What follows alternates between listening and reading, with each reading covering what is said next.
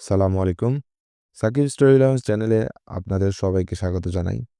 আমি আপনাদের পরিচিত কণ্ঠ, আমার নাম সাকিব। আজকে আপনাদের জন্য নিয়ে এসেছি সুকান্ত গঙ্গোপাধ্যায়ের ছোট্ট একটি গল্প, দখল। আমার চ্যানেলে আরও ছোট গল্প পেয়ে যাবেন। আশা করি আপনাদের ওইগুলো ভালো লাগবে। উপরে আই বাটনে ক্লিক করলে আরও কিছু ছোট গল্পের লিস্ট পেয়ে যাবেন। গল্পগুলি ভালো লাগলে লাইক করবেন অ্যান্ড চ্যানেলটি সাবস্ক্রাইব করবেন। গল্পটি উপভোগ করুন। চলুন শুরু করা যাক। ছানার জলের রঙের ভোর। দাওয়ায় বসে আছেন শৈলজা। খানিক আগেই রোজকার মতো ঘুম অলস পায়ে ছেলে বিনয়েন্দ্র উঠোন ধরে গেল খড়গাদার পেছনে। প্রস্রাব করে ফিরবে। শৈলজার ঘুম কমতে কমতে তলানিতে ঠেকছে। অন্ধকার থাকতেই এসে বসেন বাইরে। 85 বছরের সঙ্গে যোগ হয় আর একটা দিন। নাতনির বিয়েটা মনে হচ্ছে দেখে যেতে পারবেন। শরীরটা বেশ বসে গেছে। গত 15-16 বছর ধরে পার্বণ অনুষ্ঠানের আগে মৃত্যুভয় বড্ড কাবু করে ফেলে তাকে। আর ঠিক 40 দিন পর বিয়ে। জীবনের কোনো শখ আহ্লাদ অপূর্ণ রইল না। বিনয়েন্দ্র ফিরে আসছে। একটু উঁচু করে ধরেছে ধুতি। খালি গা আবছা আলোতে ধপধপ করছে গায়ের রং। অবিকল ও ঠাকুরদা। কানে জড়ানো পাইতেটা এখনো নামায়নি। শৈলজা জানতে চান, দেখলু? বিনয়েন্দ্র মায়ের দিকে তাকিয়ে ঝোপ পাড়ার হাসি হেসে বলে, হু, দেখলি।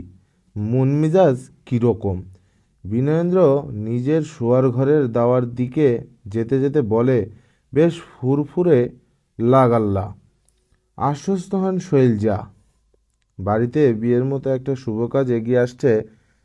শ্বশুরমশাইয়ের মেজাজটা এই সময় ভালো থাকা খুব দরকার, নয়তো কখন কি অনিষ্ট করে বসেন। যদিও অনাসৃষ্টি তিনি সরাসরি করেন না। জমি জিরে ছেড়ে কদিনের মধ্যে উধাও হয়ে যান। তার অনুপস্থিতিতে বৃষ্টি বাদলা বেশি বেশি হয়, উপচে যায় পুকুর, মাছ ভেসে যায়, পচে যায় ফসল, মাটির বাড়ির দুর্বল অংশটা হয়তো বসে গেল। উল্টোটাও হয়, এলো খরা, বীজতলায় বেড়ে নষ্ট হয়ে গেল ধান চারা, মাঠ ফুটিফাটা, রোয়া গেল না ফসল। পুকুরে জল শুকিয়ে পাতলা দেখা যাচ্ছে। উনি টহলদারিতে না থাকলে কখন যে কি হবে বলা যায় না। এছাড়াও বাড়িতে অসুখ বিসুখ তো আছেই। শৈলজার তাই সবসময় চিন্তা, শ্বশুরমশাই আছেন তো আশেপাশে। উনি যখন বেঁচে ছিলেন, শৈলজা এক প্রকার ঘৃণাই করতেন তাকে। কোনোদিনও এক গ্লাস জল গড়িয়ে দেননি, সুযোগও পাননি দেওয়ার। শ্বশুরমশাইয়ের ভিটে আলাদা, মাঝে অশ্বয়ারার বেড়া। তার উচ্চতা এতই কম যে শ্বশুরমশাইয়ের অমিতাচার জীবনযাপনের পুরোটাই পরিলক্ষিত হতো। উনি দ্বিতীয় বিবাহ করতেই শৈলজার শাশুড়ি ছেলেকে নিয়ে পৃথক হয়ে যান। ছেলে অর্থাৎ শৈলজার কর্তা ছিলেন তেমনই নির্লোভ। পৈতৃক সম্পত্তির দিকে ফিরেও তাকাতেন না। যা পেয়েছেন সেটাকেই যথেষ্ট মনে করতেন। তারপর তো কেলেঘাইয়ের খাল অনেকবার ভেসে গেল, শুকিয়ে খটখটে হয়ে গেল আরও যে কতবার, কোনো গোনাগুনতি নেই।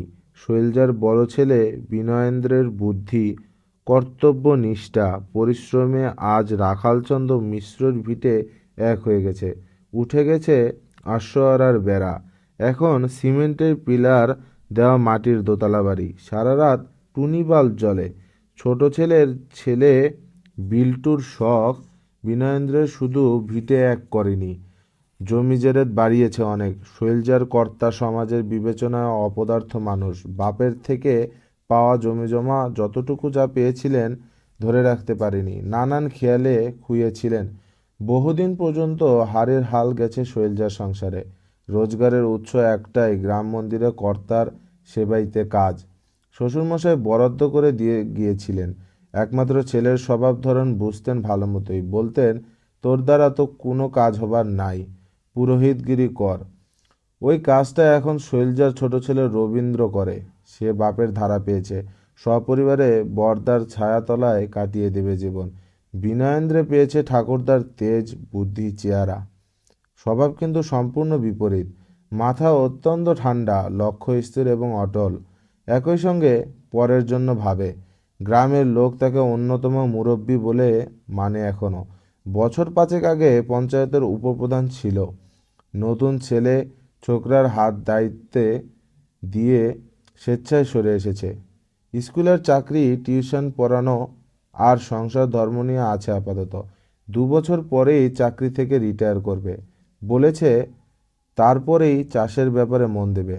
জমি বাড়িয়ে যাচ্ছে দিনকে দিন। আলো আঁধারে হামেশাই দেখা দিচ্ছেন রাখালচন্দ্র মিশ্র। একসময় এই গোবিন্দপুরের গোটাটাই ছিল তার নামে। নাতির ভূসম্পত্তি বৃদ্ধিতে তিনি নিশ্চয়ই খুব খুশি। কোচা লুটিয়ে হেঁটে যান ক্ষেত জমির আল ধরে, কখনো বা পায়চারি করেন কারো বাস্তু ভিটেতে। বিনয়েন্দ্রের হয়তো জমিটার বায়না দিয়ে রেখেছে। এই যেমন কদিন ধরেই বিনয়েন্দ্র ওকে দেখতে পাচ্ছে চণ্ডীতের উঠানে। আজও দেখল জমিটা একসময় শৈলজাদের অংশে ছিল। নিকুঞ্জ চণ্ডী কর্তাকে ঠকিয়ে আত্মস্থ করে। মৃত্যুর আগের দিন পর্যন্ত কর্তা আফসোস করে গেছেন জমিটার জন্য। নিকুঞ্জ মারা গেল 1 মাস হলো। তার ছোট ছেলে এসে বিনয়েন্দ্রকে সাদাসাদি, দাদা জমিটা কিনে দাও। বর্দার মতো আমিও কলকাতায় গিয়ে ব্যবসা করব। বিনয়েন্দ্র সঙ্গে সঙ্গে রাজি। নিকুঞ্জর ছেলে দাম ধার্য করলো 1,20,000। চলতি দামের চেয়ে অনেক বেশি। কোনো পরোয়া নেই। বায়নার টাকা দিয়ে দিল বিনয়েন্দ্র। বাড়ির লোক অবাক। সামনে মিলির বিয়ে, পাত্র ইঞ্জিনিয়ার। ছেলেবাড়ির চাহিদা ভালোই। নানান দিক থেকে কুড়িয়ে বাড়িয়ে টাকা জড়ো করা হয়েছে। এখন এত খরচ করলে বিয়েটা হবে কিভাবে? বিনয়েন্দ্রকে ব্যাপারটা খেয়াল করানো হলো। সে বলল, লালটু এখন সরকারি চাকরি করে। আমার চিন্তা কি, ধার করব। লালটু তো পাশে আছে। নাতি লালটু, নাতবউ শিখা আজ আসছে ভদ্রেশ্বর থেকে। বড় বৌমা খবর দিয়ে ডেকে পাঠিয়েছে জমি কেনার ব্যাপারে। তারা কি বলে দেখা যাক। শৈলজা বোঝেন তার বড় ছেলের রক্ত মিশে আছে ঠাকুরদার জমি কেনার নেশা। রাখালচন্দ্র বড় ভালোবাসতেন জমি জমা, তাই এখনো মায়া কাটাতে পারেনি। ঘুরে বেড়ান গোবিন্দপুর জুড়ে। আশ্চর্যের কাণ্ডটা হলো, তাকে কিন্তু বিনয়েন্দ্রই শুধু দেখতে পায়। বাড়ির আর কেউ পায় না। ব্যাপারটা নিয়ে তাই মাথা ঘামায় না বাড়ির লোক। বড় বৌমা আড়ালে বলে, সব বুজুর্গি। শৈলজা অতটা অবিশ্বাস করতে পারেন না ছেলেকে। নিয়মিত শ্বশুরমশাইয়ের খবর নেন বিনয়েন্দ্রের থেকে। এই দেখতে পাওয়ার ঘটনাটা গ্রামের লোক জানে না। এটা একান্ত মিশ্র বাড়ির গুহ্য ব্যাপার। পিছনে গ্রাম কাকরডাঙ্গায় সূর্যদেব উঠে পড়েছে। খালপাড়ের জলডাঙ্গায় কারণে দেখা যায় না। আকাশ এখনো অনেক পরিষ্কার। বড় মাছরাঙা পাখির ডাক দিতে দিতে পাড়ি দিচ্ছে অন্য গ্রামে। জঙ্গলে পরাদিনের প্রথম আলোর উদ্দেশ্যে শৈলজা কপালে জোড়া হাত ঠেকান। প্রার্থনা করেন আজকের দিনটা যেন এ বাড়ির পক্ষে শুভ, কল্যাণকর হয়। বিকট হর্ন দিতে দিতে বাসটা দহিজুড়ি মোড়ে এসে থামল। কন্ডাক্টর প্যাসেঞ্জার ডাকছে, এগরা, কাথি, দীঘা। সুরঞ্জন বাস থেকে নেমেই ছুটল ট্রেকারের দিকে। শিখার জন্য জায়গা রাখতে হবে।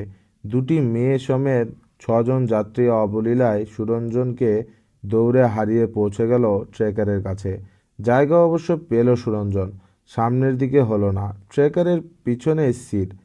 গাড়ির লাফাবে, কষ্ট হবে শিখার। সিটে ব্যাগ। রুমাল দিয়ে 2টো জায়গা নির্দিষ্ট করে সুরঞ্জন বাসের দিকে তাকায়। নেমে এসেছে শিখা, হাসছে। আঁচল গুজেছে কোমরে। শিখার হাসির উত্তরে সুরঞ্জন হাসে। শিখা আসলে মজা পেয়েছে সুরঞ্জনের এভাবে সিট দখলের হুটোপাটিতে। দেশের বাড়ির এরকম অনেক ব্যাপারেই শিখা নির্মল আমোদ উপভোগ করে। ও যে আদ্যন্ত শহরের মেয়ে। অত দৌড়ে এই ট্র্যাকারের কাছে এসে হাসি মুখে কটাক্ষ করে শিখা। সবই প্র্যাকটিসের ব্যাপার, বুঝলে? না, উঠে পড়ো, বলল সুরঞ্জন। মৌমাছির মতো ট্র্যাকারটা ঘিরে ফেলেছে প্যাসেঞ্জার। শিখা বাদানিতে উঠতে যাবে, কে যেন ডেকে উঠল, বৌদিদি উঠুনি। ও লালটু, আমি আইসি, মাস্টারবাবু পাঠিয়ে দিছন। ট্রেকারে ছেড়ে সরে এলো শিখা। ভ্যান রিক্সা এসে থেমেছে পাশে। হাফ ধরা গলায় এই রিক্সাওয়ালাই উঠতে বারণ করেছিল। কালো ঝুলো মানুষটাকে চেনা চেনা লাগলো শিখার। মনে করে উঠতে পারল না। ওঠা সম্ভব নয়। তার শ্বশুরবাড়িতে ঘরের লোক বাদ দিয়ে সবসময় 15-20 জন যাওয়া আসা থাকা খাওয়া চলে। কেউই নিকটাত্মীয় নয়, চেহারাও বৈশিষ্ট্যহীন। কি করে ধরে রাখবেন মনে? সুরঞ্জন এখন থেকে লালটু হয়ে গেল। ভদ্রেশ্বর পাড়ায় ওকে এই নামে কেউ চেনে না।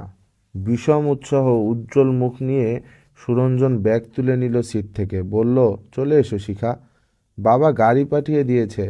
শ্বশুরমশাই এই নিয়ে দুবার ভ্যান রিক্সা পাঠালেন। বিয়ের পর প্রথম যখন শিখা এসেছিলেন শ্বশুরবাড়িতে তখন, আর এবার।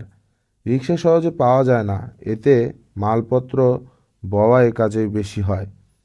প্রথমবার রিকশায় ওঠার পর সুরঞ্জন বলেছিল, আধ ঘন্টা মতন নিয়ে নাও, নয়তো গ্রামের লোকের চোখ লাগাবে। নতুন বউ বলে কথা, বাড়িতে গিয়ে খুলে ফেলো, ওখানে ওসব নিয়ে কেউ মাইন্ড করে না। শিখা মেনেছিল রীতি। ভালোই লেগেছিল ব্যাপারটা। ওদের গ্রামে ঢোকার মুখে গৃহস্থের উঠোন থেকে ভেসে এসেছিল উলোধুনি, গায়ে কাঁটা দিয়ে উঠেছিল শিখার। দহিজুর থেকে ধুলাইয়ের মোড় 4 কিলোমিটার রাস্তা, ট্রাকে যেতে হয়। প্যাসেঞ্জারের চাপে দম বন্ধ হয়ে আসে শিখার। ধুলাইয়ার মোড়ে নেমে পায়ে হেঁটে আরও 1.5 কিলোমিটার দূরত্বে শ্বশুরবাড়ি। গ্রামের শেষ বাড়ি সেটা। তারপর কেলেঘাই নদীর খাল। জায়গাটা ভারী মনোরম হলেও যাওয়ার পথটা বড় দুর্গম। প্রথমে তো ট্রেনেই লাগে 3.5 ঘন্টা, তারপর বাস, ট্রেকার, হাঁটা। এখানে আসার কথা উঠলে গায়ে জ্বর এসে যায় শিখার। বাস থেকে নামার পর আজকের জার্নিটা যথেষ্ট আরামদায়ক হবে। এই যে বসলো, নামবে শ্বশুরবাড়ির উঠানে।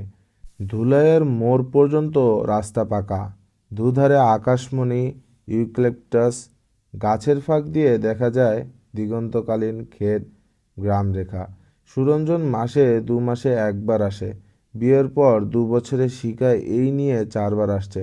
শিখার কম আসাতে শ্বশুরবাড়ির কারো কোনো অনুযোগ নেই। এরাই বরং মাঝে মধ্যে শিখাদের ভদ্রেশ্বর ভাড়া বাড়িতে গিয়ে থাকে। সুরঞ্জনের মা, বোন, কাকিমা, কাকা, খড়তুতো ভাই, ভাই বউ, এমনকি ঠাকুমাও একবার বাড়ি 15 দিন থেকে এসেছে। সুরঞ্জনের বাবা কখনো যাননি, বিয়ের সময়ও ছিলেন না। সেটা কোনো বিরাগ থেকে নয়, দেশের বাড়ি অন্যের দায়িত্বে রেখে যাইতে চান না তিনি। সুরঞ্জন বাবা কখনো গোঁড়ামি নেই। শিখা অব্রাহ্মণ, আপত্তি জানানি এতটুকুও। বাড়ির কারো ব্যবহারেই কোনো তাচ্ছিল্য প্রকাশ পায় না। প্রেম এবং রেজিস্ট্রি ম্যারেজ করেছে শিখারা। শ্বশুরমশাই মেনে নিয়েছে সব। আক্ষেপ একটাই, ছেলের বিয়েতে গ্রামের লোককে খাওয়াতে পারলাম না। সেটাই এবার পুষিয়ে নেবে মেয়ের বিয়েতে। দুপুরে খাবে 1500, রাতে 150 বরযাত্রী এবং প্রতিবেশী। বাড়ির লোক মিলিয়ে 300। এছাড়াও আছে দান সামগ্রী, বিয়ের আনুষঙ্গিক ব্যয়, যার অর্ধেকের বেশি জোগাতে হচ্ছে ছেলেকে, আসলে শিখাকে। সুরঞ্জন স্কুলের চাকরিটা পেয়েছে মাত্র 6 মাস হলো। তার আগের রোজগার বলতে টিউশনি, তাও 1000-2000 টাকার। শিখার চাকরির ওপর নির্ভর করে ওদের বিয়ে। বয়স হয়ে যাচ্ছিল শিখার। সুরঞ্জনের চাকরি হওয়াতে শিখা সবে সুখের দিনের গন্ধ পেতে শুরু করেছিল। ছোট থেকে অভাব ঘুরঘুর করছে চারপাশে। নিজের চাকরি পাওয়ার পর অনেকদিন বাপের বাড়ির সংসার টেনেছে। এখন আর ও বাড়ি নিয়ে ভাবতে হয় না। দাঁড়িয়ে গেছে ভাই। ফ্ল্যাট কেনার কথা ভাবছিল শিখা, 2-4টে দেখেও রেখেছে। সন্তান এবার নাম নিলেই নয়, বয়সটাই হয়তো অন্তরায় হয়ে দাঁড়াবে। এমন সময় ননদের বিয়ে ঠিক হয়ে গেল। দেখাশোনা চলছিল অনেক দিন ধরেই। মিলিটা বড্ড রোগা বলে পাত্রপক্ষ পছন্দ হচ্ছিল না। মুখ চোখ কিন্তু বেশ ভালো। রোগাটা মেকআপ দিতে গিয়ে উপযুক্ত পাত্রের জন্য খরচ প্রচুর বেড়ে গেল। পাত্র বিদেশি ফোন কোম্পানির ইঞ্জিনিয়ার, মেদিনীপুর টাউনে পৈতৃক দোতলা বাড়ি। ওরা মিলিকে পছন্দ করে যাওয়ায় বেশ অবাক হয়েছিল শিখা। ক্যাশ ডিমান্ড কিছু করেনি। সুরঞ্জন শিখা গেল দেওয়া থেওয়ার ব্যাপারটা বুঝতে। দেশের বাড়ি থেকে সুরঞ্জনের বাবা কাকা এসেছিলেন পাত্রর বাড়িতে। দান সামগ্রীর চাহিদা শুনে শিখার চোখ কপালে উঠেছিল। বক্স খাট, সোফা সেট, ড্রেসিং টেবিল, আলনা সব সেগুন কাঠের দিতে হবে। আলমারি, প্রণামীর 30টা শাড়ি একেবারে এ ক্লাস চাই। আর 15 ভরি সোনা। শুনতে শুনতে গলা শুকিয়ে গিয়েছিল শিখার। সুরঞ্জনের বাবা সমস্ত ডিমান্ড অবলীলায় মেনে নিলেন। পাত্রর বাড়ি থেকে বেরিয়ে শিখা সুরঞ্জনকে বলেছিল, বাবাকে আটকাও। বাস স্ট্যান্ডে দাঁড়িয়ে সুরঞ্জন শ্বশুরমশাইকে বলেছিল, বাবা, এর আগে যে স্কুল মাস্টার পাত্রকে আমরা ক্যান্সেল করলাম তারা তো বাইক আর 20,000 ক্যাশ চেয়েছিল। হিসেব মতো এই ছেলেটির থেকে বেশ কম। তখন তুমি ক্যান্সেল করে দিলে, এর বেলায় রাজি হচ্ছ কেন? 15 ভরি সোনা মানে তো টু মাচ। শ্বশুরমশাই বলেছিলেন ইঞ্জিনিয়ার পাত্রের তুলনায় কম। মাস্টার পাত্র থাকে গঞ্জগ্রামে, মাটির বাড়ি। দীঘার বাস এসে গিয়েছিল, উঠে গেলেন বাবা, কাকা। শিখারা রিক্সা ধরেছিল স্টেশনে যাওয়ার জন্য, ফিরবে হাওড় হয়ে ভদ্রেশ্বর। সোনার ব্যাপারটা নিয়ে অবশ্য পড়ে লড়ে গিয়েছিল সুরঞ্জন। পাত্রর বাড়িতে ফোন করে 6 ভরি কমিয়েছে। ওরা আরও 50 জন বরযাত্রী বাড়িয়েছে এবং বলেছে খাওয়াটা যেন স্ট্যান্ডার্ড হয়। কতটা কি সাশ্রয় হলো এখন বোঝা যাচ্ছে না। এরপর আবার গোদের ওপর বিষ ফোঁড়া। সুরঞ্জনের মা খবর পাঠিয়েছেন এই সময় শ্বশুরমশাই কোনো একটা জমি কিনতে যাচ্ছেন। তার মানে ঘাটতি পোষাতে হবে শিখাদের, যা একবারেই সম্ভব নয়। এইসব নিয়ে আজ শ্বশুরমশাইয়ের সঙ্গে কথা বলবে শিখা। বলা উচিত সুরঞ্জনের। সে বলেছে, বাবাকে বোঝানো আমার পক্ষে কঠিন। বিয়ের আড়ম্বর, 3টে গ্রামের লোক খাওয়ানোর ইচ্ছে এমন আগ্রহ ভরে ব্যক্ত করবে। আমিও আবেগতাড়িত হয়ে পড়ব, কেননা আমাদের পারিবারিক ইতিহাস, নিজেদের দেশগ্রামের সঙ্গে আমার অস্তিত্ব ভয়ঙ্করভাবে জড়িত আছে। তুমি যেহেতু বাইরের, বাবার সঙ্গে লজিক্যাল আর্গুমেন্টে যেতে পারবে। অগত্যা সেটাই মেনে নিয়েছে শিখা। খরচ কমাতে না পারলে আবার লোন করতে হবে ওদের। অলরেডি গয়নার জন্য 1.5 লাখ হয়ে গেছে। এরপর যদি বাড়ে, সুরঞ্জনের গোটা স্যালারিটা চলে যাবে ধার শোধ করতে। ফ্ল্যাটের স্বপ্ন আগামী 10 বছরের জন্য ভুলতে হবে শিখাদের। ওই দেখো শিখা, দারোগা পুকুর। সুরঞ্জন আঙ্গুল তুলেছে। তাকায় শিখা। রাস্তা থেকে খুব দূরে নয়, কাছেই। পুকুর না বলে দিঘি বলাই ভালো। দারোগা পুকুরের কথা বাসে আসার সময় শুনেছে শিখা। গল্পের ছলে শ্বশুরমশাইয়ের বিস্ময় সম্পত্তির খোঁজ নিচ্ছিল। আগে জানার প্রয়োজন পড়েনি। মিলির বিয়ের বেশিরভাগ দায় ঘাড়ে এসে পড়ার কারণেই এসব জানতে চাওয়া। নকশাল আমলে এক পুলিশ অফিসারকে খুন করে ওই পুকুরে ফেলা হয়েছিল। সেই থেকে নাম দারোগা পুকুর। অঘটনের পরেই মালিক পুকুর এবং সংলগ্ন বিঘে পাঁচেক জমি বিক্রি করে দেশান্তরিত হতে চায়। জমি কিনতে আসেন ভিনগাঁয়ের অর্থবান লোক। গ্রামের মানুষ চিন্তায় পড়ে যায় খুব। ধান চাষ, মাছ চাষের জন্য এই পুকুরে জলই তখন সম্বল।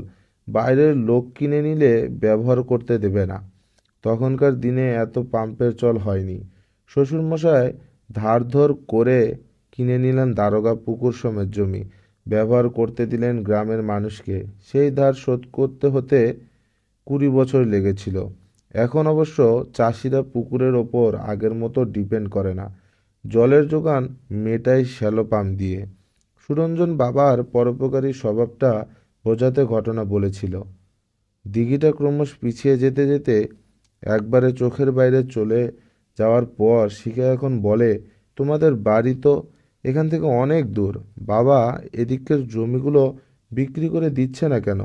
এত দূর এসে চাষের কাজ দেখা তো সম্ভব নয়। সুরঞ্জন হাসছে। দেশের বাড়ির হওয়ায় আহ্লাদে লুটোপুটি খাচ্ছে ওর মাথার চুল। বলে, তাহলে তো হয়েই যেত। রাস্তার ধারে এই জমির দাম এখন তুঙ্গে। চাষের কারণে নয়, দোকানপাটের জন্য কিনবে লোকে। একটু থেমে রিক্সা চালকের কাছে জানতে চায় সুরঞ্জন, দশরথ কাকা, রাস্তার ধারে এখনকার জমির দাম এখন কেমন? তা ধরো গিয়ে ডেসিমেল প্রতি 1.5-2। ভ্রু জোড়া ঘনিষ্ঠ হয় শিখার। সুরঞ্জনকে জিজ্ঞেস করে, ডেসিমেল বস্তুটি কি? একরের ভগ্নাংশ। 1 ডেসিমেল 1.5 কাঠার একটু কম বেশি। এসব গ্রামের হিসেব। বিস্ফারিত চোখে শিখা জানতে চায়, 1.5-2 কি লাখের কথা বলল? সুরঞ্জন ফের হাসে, হাসিতে প্রচ্ছন্ন গর্ব। বলে, এত দামি জমি অথচ আয় সামান্যই। ব্যাংক ইন্টারেস্টের অর্ধেকও ওঠে না। আবার আঙ্গুল তোলে সুরঞ্জন। বলে, ওই যে দেখছো দূরে সোনাঝুরি গাছে ঘেরা জায়গা, ওটাও আমাদের। এরকম বহু জমি এদিক ওদিক কিনে বসে আছে বাবা, চাষ দেখে না কোনোটারই। বাড়ির লাগোয়া জমিরও না, চাষিদের লিজে দেওয়া আছে। বর্গা হয়ে যাওয়ার ভয়ে প্রতি বছর চাষের লোক বদলে দেয়। বর্গা টর্গা ভালো বোঝে না শিখা, মূল কথায় আসতে চায়। বলে, এত জমি রেখে লাভটা কি হচ্ছে যদি ব্যাংকের সুদই না ওঠে? সুরঞ্জন বলে, জমি কেনাটা বাবার একটা অদ্ভুত ঝোঁক। সবসময় খোঁজ নিয়ে বেড়াচ্ছে কে কোথায় কি বেচছে। লাভের আশায় বাবা জমি কেনে না। এ ব্যাপারে নিজের ঠাকুরদার সঙ্গে বাবার খুব মিল ছিল। সে তো তোমার ঠাকুরদার বাবার 3টে বিয়ে, 2টো কেপ্টে ছিল। বাবা তো। কি হচ্ছে শিখা? শিখার কথার মাঝে বাধা দেয় সুরঞ্জন। চোখের ইশারায় রিকশাচালক দশরথ কাকাকে দেখায়, অর্থাৎ একজন শুনছে। শিখা চাপা গলায় চোখ মোটকে বলে, সবচেয়ে খারাপটা ইংরেজিতে বলেছি, তাতে আরও বুঝবে। খারাপ ইংরেজিটা গ্রামে আগে ঢোকে। চুপ করে যায় শিখা। আশপাশের মাঠ, জঙ্গল, জলায় চোখ রাখে। রোদ উঠে গেছে ভালোই। মিষ্টি হাওয়াটার কারণে কষ্ট তেমন হচ্ছে না। নিজেদের জমি থেকে উঠে আসা হাওয়া আলাদা কোনো আরাম দেয়? তাহলে কেন কোনো লাভ ছাড়াই জমিগুলো কিনে রাখছেন সুরঞ্জনের বাবা? শিখা টের পায় তার মনের ভিতর পরিচিত সেই জেদ ধীরে ধীরে সংকল্পে পরিণত হচ্ছে। যে জেদের জোরে শত আর্থিক কষ্টের মধ্যেও সে কমার্সে মাস্টার করেছে, চাকরি পেয়েছে বিদেশি ব্যাংকে, বিয়ে দিয়েছে বোনের, ভালোবেসে বিয়ে করেছে প্রায় বেকার সুরঞ্জনকে। সেই প্রত্যয় সম্বল করে আজ বসবে শ্বশুরমশাইয়ের সামনে। খেয়ালের বশে কেনা অপ্রয়োজনীয় জমিগুলো বিক্রি করিয়েই ছাড়বে। কাল এই পথে ফেরার সময় যেন সুরঞ্জন বলতে না পারে, ওই দেখো শিখা, আমাদের দারোগা পুকুর। ছেলে বৌমা আসবে বলে নাম ডাকে। আগেভাগে মিড ডে মিল খেয়ে স্কুল ছুটি দিয়েছেন বিনয়েন্দ্র। প্রাইমারি স্কুলটা বাড়ি থেকে হাঁটা পথে 3 মিনিট। স্টাফ সাকুল্যে 3 জন, 2জন শিক্ষক, 1জন বেয়ারা। Binayendra head sir. বাড়ির সকলেরই দুপুরে খাওয়া হয়ে গেছে। খাওয়ার টেবিল চেয়ারে বিনয়েন্দ্র, বাকিরা ইতস্তত দাঁড়িয়ে এবং বেঞ্চ তক্তপাশ বসেছে। সকাল বিকেল এখানেই টিউশন পড়ান বিনয়েন্দ্র। বেঞ্চ তক্তপাশে বসে ছাত্রছাত্রীরা। ক্লাস 10 অবধি পড়ান। ছাত্রছাত্রীদের মাটিতে বসা পছন্দ করেন না। বিকেলে পড়ানো শেষ হলে গ্রামের চাষবাসীরা আসে। গল্প, আড্ডা, চা বিস্কুট চলে। গ্রামঘরের সমস্ত খবরাখবর পান, নানা পরামর্শ দেন প্রয়োজনে। রাত 9টা-10টার অবধি দাওয়া গমগম করে। আজ দুপুরের পরিবেশটা কিন্তু থমথমে। মিলির বিয়ে নিয়ে কথা হবে, এটা একটা পারিবারিক মিটিং। অন্য সময় এই ধরনের জমায়েতে বিনয়েন্দ্র একাই বলেন, বাকিরা সায় দেয় অথবা নীরব থাকে। আজ তা হবে না, বৌমা আছে। সে এ বাড়িতে লালিত পালিত হয়নি। বিনয়েন্দ্রের ওপর শ্রদ্ধা থাকতে পারে, আনুগত্যের দাবি করা যায় না। সাম্প্রতিক বিনয়েন্দ্রের নেওয়া একটা সিদ্ধান্ত পরিবারের সদস্যরা খুশি নয়, তিনি টের পেয়েছেন। ছেলে বৌমার হঠাৎ আগমনের হেতুও সেটাই। উঠোনে একজোড়া চড়ুই ধুলো ওড়াচ্ছে, সেই দিকে ঠায় চেয়ে থেকে মনটাকে বসে রেখেছেন বিনয়েন্দ্র। ছোট ভাই রন্দ্রিত যথারীতি এটা সেটা বলে পরিস্থিতিটাকে নির্ভর করার চেষ্টা চালাচ্ছে। দাদার মাথার ওপর আলাদা কোনো চাপ পড়ুক সে চায় না। সপরিবারে দাদার গোলগ্রহ হয়ে আছে। দাদার ছায়াটাকেই সবচেয়ে নিরাপদ আশ্রয় বলে মনে করে। বিয়ে সংক্রান্ত এই কথা বলে এসেছে সে এখন। বুঝলি লালটু, একটা বৃষ্টি হয়ে গেলে খুব মুশকিল হয়ে যাবে। মোরাম ফেলতে হবে আমাদের গলিটায়। বাকি রাস্তায় গ্রাম কমিটিকে বলবো ফেলতে। বিনয়েন্দ্র মিশ্রর বাড়িতে বিয়া, কথা অমান্য করতে পারবে না ওরা। আর শোন, দুপুরে কিন্তু ফ্রাইড রাইস থাকছে। গ্রামের বেশিরভাগ লোক কোনোদিনও খায়নি। ওরা বলেছে আমরা না করলে হয়তো ওদের আর ফ্রাইড রাইস খাওয়াই হবে না। বাবা! বৌমার গলা থেমে গেল। রথীন্দ্র নড়েচড়ে বসে গাছপালায় চোখ রেখে বিনয়েন্দ্র বললেন, হ্যাঁ, অর্থাৎ শুনছি চণ্ডীদের জমিটা কি এখন না কিনলেই নয়? সামনে এত বড় খরচ, হিসেব যা দাঁড়াচ্ছে 4 লাখ ছাড়িয়ে যাবে। প্রসঙ্গটা যে উঠবে বিনয়েন্দ্র জানতেন। উত্তর তার সাজানোই আছে। বলতে থাকেন, এখন যদি না কেনা হয় ও জমি পরে থাকবে না, কেউ না কেউ কিনে নেবে। ওটা তো একসময় আমার বাবার ছিল। দয়াল বর্মন একটা লরিকে ভাড়ায় খাটিয়ে বছর ঘুরতে আর একটা কিনে ফেললো। বাবা ঠিক করলো লরির ব্যবসায় নামবে। সামান্য যা জমি ছিল সব বিক্রি করে দেওয়া হলো, তাতেও গাড়ির দাম উঠল না। নিকুঞ্জ চণ্ডী আমাদের প্রতিবেশী, বাবাকে বাকি টাকা ধার দিতে গিয়ে এলো। ধারের বদলে এখন জমি রেজিস্ট্রি করে দেওয়ার চল। পুরোটাই বিশ্বাসের ওপর। দেনা শোধ হলেই ফেরত দেওয়া হয় জমি। নিকুঞ্জচণ্ডী দিল না। মাটির বাড়িটুকু বাদে বাস্তুর সমস্ত জমি বাবা নিকুঞ্জচণ্ডী নামে রেজিস্ট্রি করে দিয়েছিল। লরির ব্যবসায় ফেল মেরেছিল বাবা। দ্বিতীয়বার সেই যে ভাড়া খাটতে গেল, আজও ফেরেনি লরি।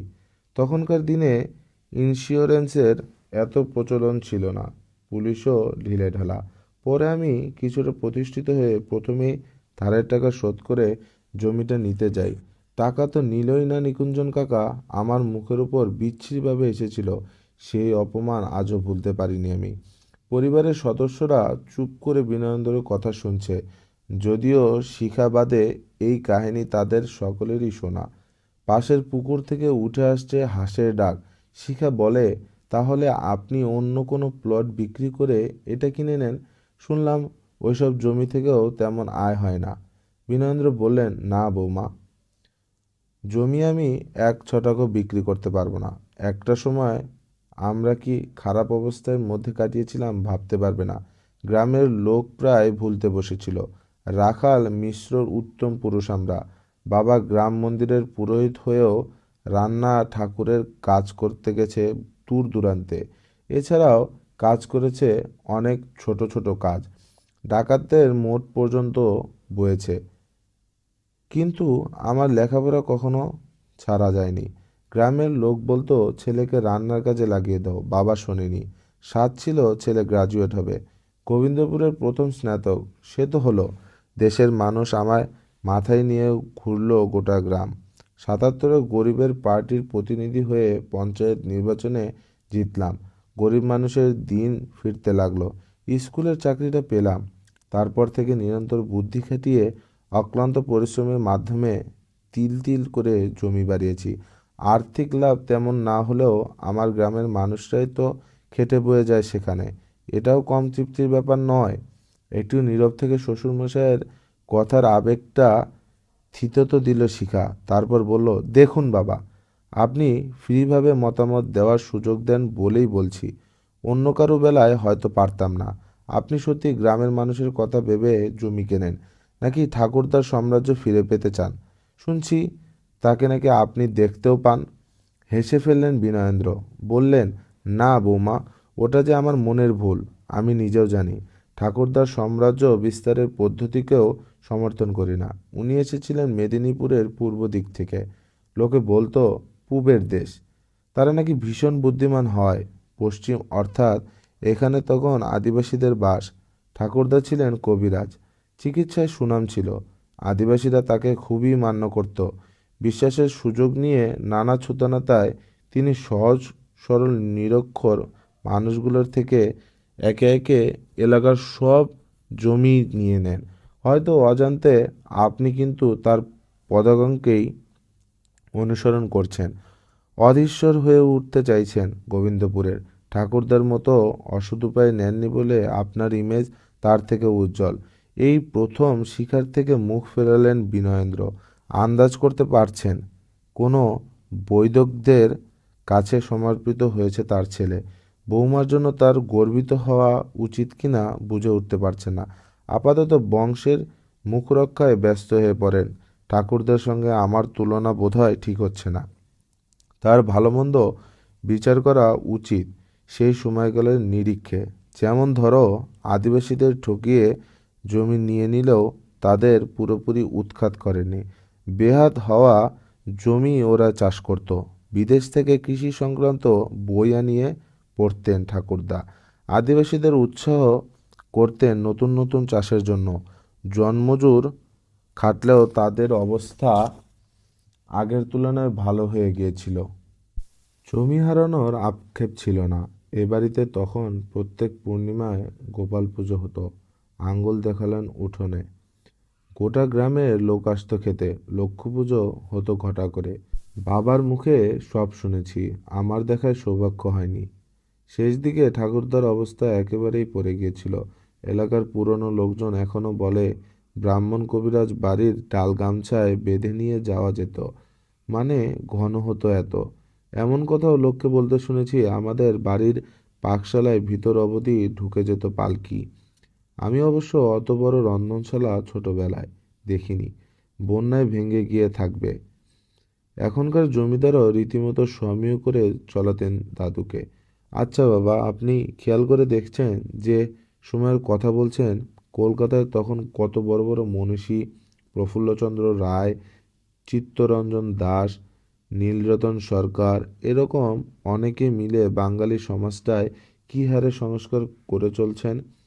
আর এখানে আপনার ঠাকুরদার মানুষকে ঠকিয়ে গ্রাস করছেন জমি, একের পর এক বিয়ে, এছাড়াও দুজন বলেই হুঁশ ফেরে শেখার। শ্বশুরমশাইয়ের সামনে এতটা বলা উচিত হচ্ছে না। বিনয়েন্দ্র কিন্তু নির্বিকার। বললেন, কলকাতার ঢেউ গ্রামের দিকে আসতে আসতে অনেক বছর লেগেছে। তখনকার দিনে গ্রাম সমাজে এগুলোকে দোষ হিসেবে ধরা হতো না, গৌরব মনে করা হতো। তবে আমি ওর সততা এবং অমিত্যাচার জীবনযাপনকে অবশ্যই নিন্দের চোখে দেখি। ওসব গোপনার শাস্তি উনি জীবদ্দশাতেই ভোগ করে গেছেন। শেষ দিকে জমি বিক্রি করে খেতেন। আমি ভালোই মন্দই কোনো দিনও ওর সমকক্ষ হতে চাই না, পারবও না। শুধু এই গ্রামে মিশ্র পরিবারের যে লোকমান্যতা ছিল, সেটা কিছুটা হলেও ফেরাতে আগ্রহী। সামান্য অধৈর্যের গলায় শিখা বলে ওঠে, সেটা শুধু জমির মাধ্যমে কেন, আর কোনোভাবে ফেরানো যায় না? যেমন ধরুন, মায়ের তো গয়না বলতে কিছুই নেই, মিলির জন্য 1.5 লাখ টাকার গয়নাই কিনতে হচ্ছে। জমির বদলে মা বা মিলির জন্য গয়না হলো না কেন? একটু থামে শিখা।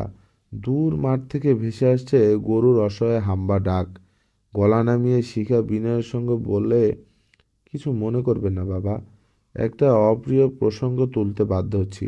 শুনেছিলাম মা যেহেতু শ্যামলা, ফর্সা বাড়ির সুপুরুষ যোগ্য স্ত্রী হতে গা ভর্তি গয়না নিয়ে এসেছিলেন, সেগুলো যে গেল, আর তো ফেরত এলো না। কঠিন সত্যটা বলতে পেরে নিজেই কেমন যেন থতমত খেয়ে গেল শিখা। ভয়ে ভয়ে তাকালো সুরঞ্জনের দিকে। চোখ নামিয়ে নিল সুরঞ্জন। মাথা হেঁট করে আছে সবাই, একমাত্র শাশুড়িমা পিলারের হেলান দিয়ে দাঁড়িয়ে একদৃষ্টি দেখছেন স্বামীকে। শ্বশুরমশাইয়ের মুখ চোখের অবস্থা খুবই সঙ্গীন। ফর্সা কান লাল হয়ে গেছে, পালকহীন তাকিয়ে রয়েছেন শূন্যে, প্রত্যাঘাতের জন্য প্রস্তুত হচ্ছেন হয়তো। মিলল না শিখার আন্দাজ। শ্বশুরমশাই ধাতস্থ হতে সময় নিলেন, বললেন, ঠিক আছে, বিয়ের জন্য যে টাকা জোগাড় হয়েছে ওতে হাত দেব না, জমিটা কিনবো ধার করে। শিখা ছাড়বে না। কোণঠাসা যখন হয়েই পড়েছেন সুরঞ্জনের বাবা, জমি কেনার নেশাটা আজই কাটাতে হবে। শিখা বলে, আপনাদের এখানে ধার মানে তো মাসে 5% সুদ। আপনার ছেলের কাছে এ কথাও শুনেছি। গ্রামের পুরুষরা তো বটেই, বউ মেয়েদেরও আপনার ওপর এতটাই বিশ্বাস, তাদের জমানো সামান্য টাকা সুদে বাড়বে বলে আপনাকে ধার নিতে সাধাসাধি করে। অনেক জমি আপনি এভাবেই কিনেছেন, তখন জিনিসপত্রের দাম কম ছিল, এখন 1,20,000 মূল্য, এবং সুদ গুনতে গেলে সংসার চলবে কি করে? আপনারা কষ্টে থাকলে আমরাও কি ওখানে শান্তিতে থাকতে পারবো? টাকা পাঠাতেই হবে, চাপটা আলটিমেটালি থেকেই যাবে সবার উপরে। এতক্ষণ ধৈর্যের বাঁধ ভাঙল শ্বশুরমশাইয়ের। চেয়ার ছেড়ে উঠে দাঁড়ালেন, টেবিল ঠেলে বেরিয়ে আসতে আসতে বললেন, এই সম্বন্ধটা তাহলে ক্যান্সেল করে দাও। সস্তার পাত্র দেখো, যাদের এত চাহিদা নেই। অনেকেই এসেছে, আসবে। দাওয়া থেকে নেমে উঠোন ধরে গিয়ে যাচ্ছেন সুরঞ্জনের বাবা, থামছেন না। বাড়ির সীমানা পেরিয়ে ঢুকে গেলেন বারঝার মোড়া মাটির রাস্তায়। চাপা কান্নার শব্দ ওঠে দাওয়াতে। সচকিত হয়ে ঘাড় ফেরায় শিখা। দেখে মুখে আঁচল চাপা দিয়ে শাশুড়ি মা আপ্রাণ চেষ্টা করছেন কান্না আটকাতে। অপ্রতিভ হয়ে পড়েন শিখা। কেন কাঁদছেন উনি? স্বামীর অপমানে নাকি মেয়ের বিয়ের অনিশ্চয়তায়? শিখা উঠে শাশুড়ির কাছে যায়, অপরাধী কণ্ঠে জিজ্ঞেস করে, মা, কেন কাঁদছেন? কান্না সামলাতে নাজেহাল শাশুড়ি মা কাটা কাটা ভাবে যা বললেন, জড়ো করলে দাঁড়ায়, আনন্দে কাঁদছি। এতদিন পর একমাত্র তুমি আমার বুকের কথা বলতে পেরেছ। শাশুড়ির মাথা কাঁধে নেয় শিখা, হাত বুলিয়ে দেয় পিঠে, গন্ধ পায় ন্যাপথলিন মাখা দুঃখের।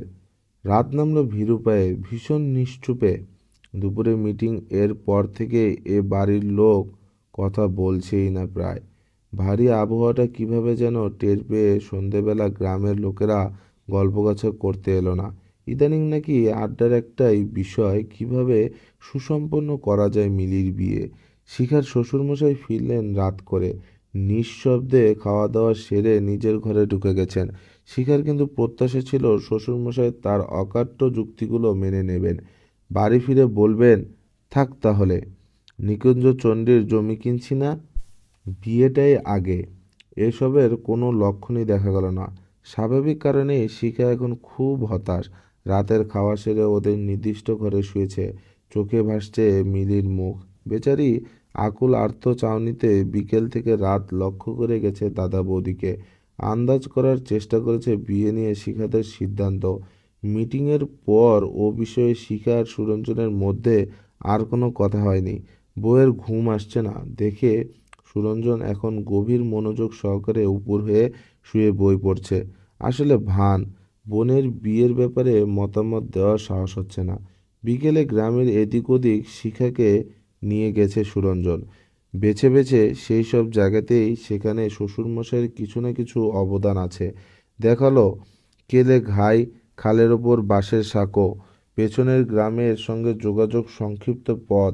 সাঁকোটা নিজের টাকায় করিয়েছেন শ্বশুরমশাই, মেনটেনেন্সের খরচও তার। নিয়ে গেল গ্রামের শ্মশানে, চত্বর ঘিরে প্রচুর সোনাঝুরি গাছ। প্রথম লাগিয়েছিলেন সুরঞ্জের বাবা। পতিত জমিতে বৃক্ষরোপণের কালচার তিনি তৈরি করেছিলেন গ্রামে। বহু গাছ একসময় পোঁতা হয়েছিল, এখন নিজের থেকেই হয়। ছোটগুলো রেখে কাটা হয় পরিণত গাছদের। কাঠ বিক্রির টাকা গ্রামের উন্নতি কল্পে লাগে। এরকম অনেক কিছু দেখলো সুরঞ্জন।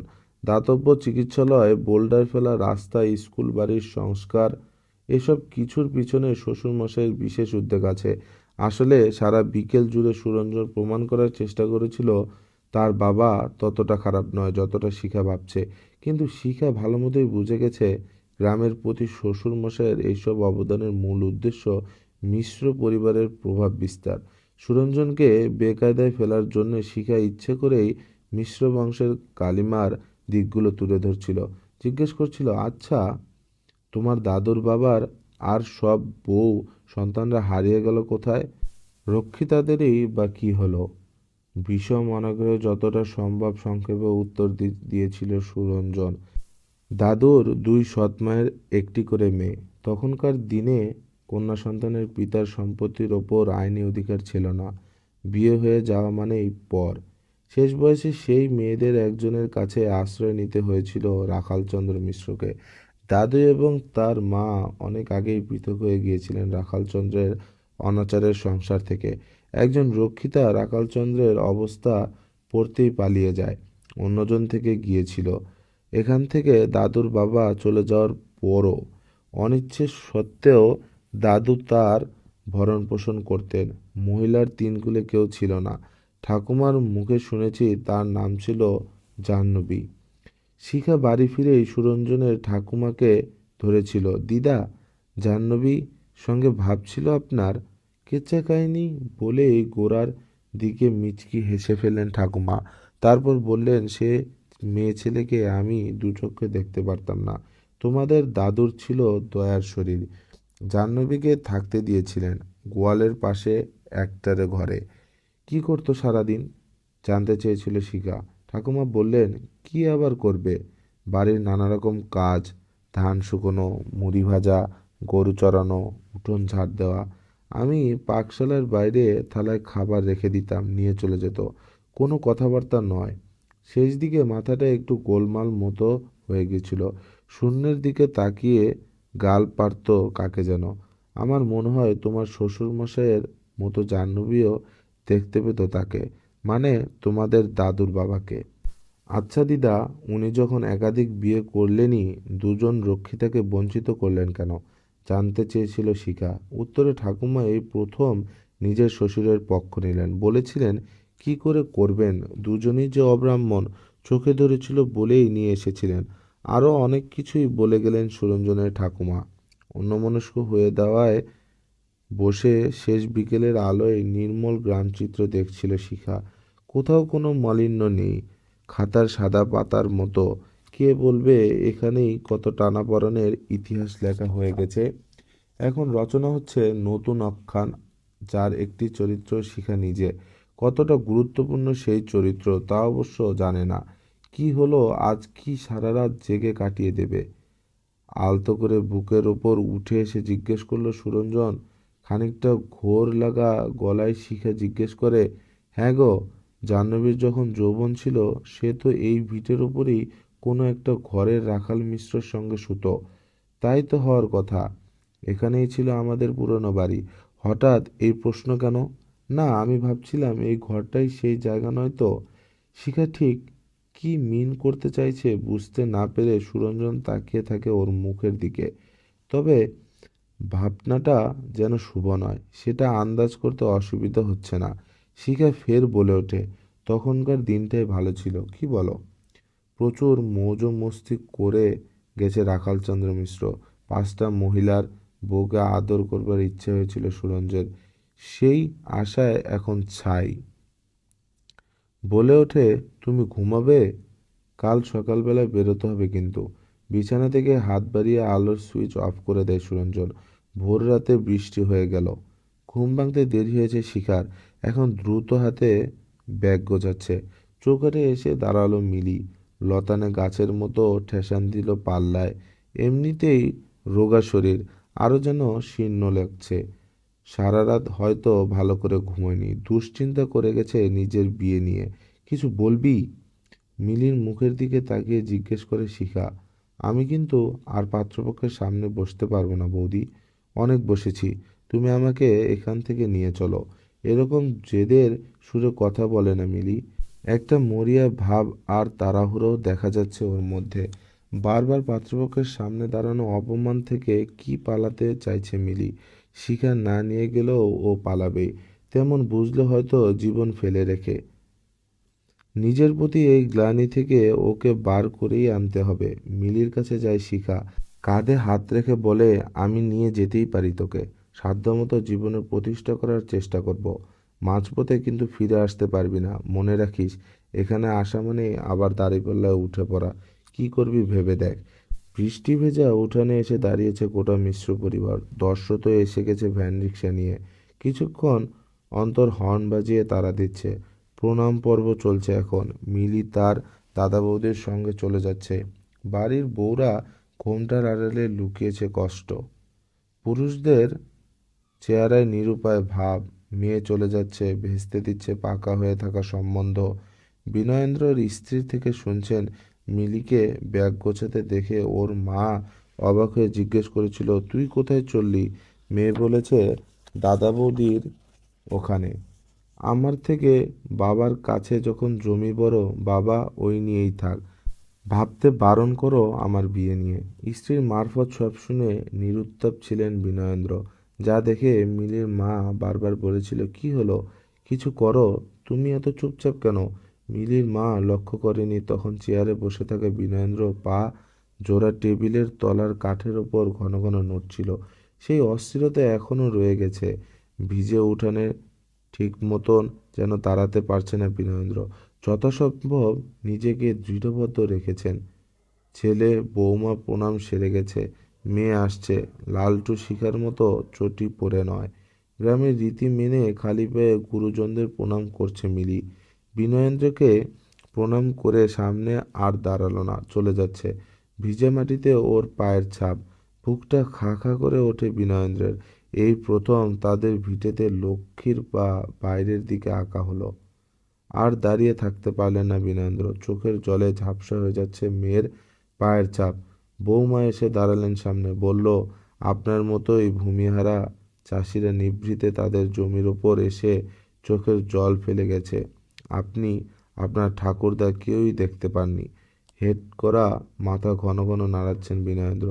বলছেন, মিলিকে নিয়ে যেও না, বিয়ে এ বাড়িতেই হোক, জমির দরকার নেই আমার। বিনয়েন্দ্রের কথা শুনে সকলে স্তম্ভিত। একটু পরেই বিস্ময় ও স্তম্ভতা ভেঙে আনন্দের হাসি ছড়িয়ে পড়ে সবার মুখে। শিখা বলে, মিলি যাওয়ার জন্য তৈরি হয়ে গেছে, কটা দিন আমাদের এখানে গিয়ে থাকুক, বিয়ের 2-4 দিন আগে নিয়ে আসবো। বিনয়েন্দ্রের মুখ তুলে দেখেন পুত্রবধূকে। দেখতে পান মেয়েটার হৃদয় যেন বিঘের পর বিঘে ফসল ভরা জমি। অত জমি দখল করার স্বাধিকার বড়জোর আশ্রয় নেওয়া যেতে পারে। এতক্ষণ সময়টুকু ধরে শুনছিলেন সুকান্ত গঙ্গোপাধ্যায়ের একটি ছোট গল্প, দখল। আশা করছি গল্পটি আপনাদের ভালো লেগেছে। আমি সবসময় ভালো গল্প দেওয়ার ট্রাই করব। আপনারা আমাকে গল্প রেকমেন্ড করবেন, আমি ওইগুলো আপনাদেরকে পড়ে শোনাবো ইনশাল্লাহ। ধন্যবাদ সবাইকে। আবার দেখা হবে কোনো এক নতুন গল্প নিয়ে। খোদা হাফেজ।